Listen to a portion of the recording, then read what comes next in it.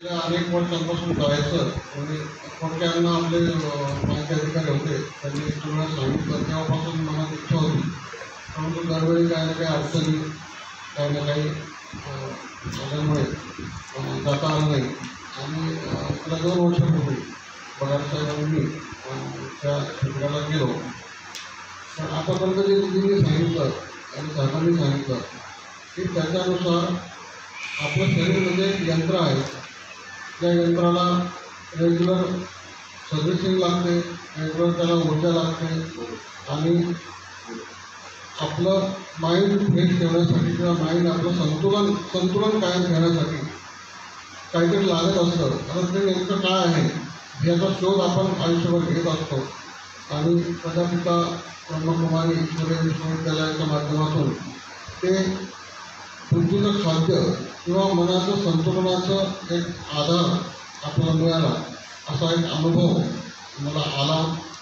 आणि ज्याप्रमाणे आपण दिवसभर ताणतणाव सगळ्या गोष्टीमध्ये असतो आणि आपण स्वतःला विसरून जातो, स्वतःला इतकं विसरतो तर ह्याच्यासाठी हे करायचं, त्याच्यासाठी ते करायचं, पगारासाठी हे करायचं, पैशासाठी हे करायचं, अमुकसाठी हे करायचं आणि आपण स्वतःसाठी काय करायचं, स्वतःसाठी कधी करणार, कधी वेळ देणार. तर हा विचार करण्याची जी वेळ आहे तर ती वेळ किंवा तो अनुभव या ठिकाणी आला. आणि ज्यावेळेस आपण आता थोडं हे झालो, जागरूक झालो की आपल्या शरीरासाठी काही वेळ दिला पाहिजे. दिवसातले कमीत कमी अर्धा पाऊण तास आपल्या शरीरासाठी दिला तर आपल्याला आपली तब्येत चांगली राहील, आपल्याला सगळं व्यवस्थित होईल. परंतु शरीरासोबतच आपल्या मनासाठी काय खाल्लं पाहिजे आणि मनासाठी काय केलं पाहिजे. मन हे पण असं एक इंद्रिय आहे की ते आपल्याला विवेक शिकवतं, ते आपल्याला सद्भावना, चांगल्या गोष्टी, चांगलं वागणूक आणि आपल्या आचरणातून चांगुलपणाची शिकवण हे आपल्या मनातून आपल्याला मिळत असते आणि ती शिकवण या ठिकाणाहून नक्कीच मिळते.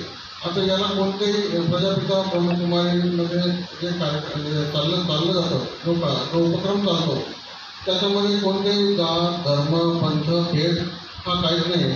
संपूर्ण मानवजातीच्या कल्याणासाठी काम करणारी ही संघटना आहे आणि याच्या माध्यमातून आपण या ठिकाणी येऊन आपण आपल्या आराध्य दैवताचं चिंतन पण करू शकतो, सृष्टीचं चिंतन पण करू शकतो आणि आपल्याला पाहिजे त्या पद्धतीने आपण आपली मनशांती मिळवून घेऊ शकतो.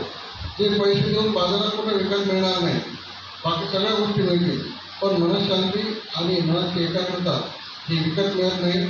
ही सर्वात महाग वस्तू या ठिकाणी आपल्याला अत्यंत निःशुल्क मिळते आणि त्याचा आपण सगळ्यांनी लाभ घ्यावा ही अशी विनंती करतो आणि मला बोलण्याची संधी दिली त्याबद्दल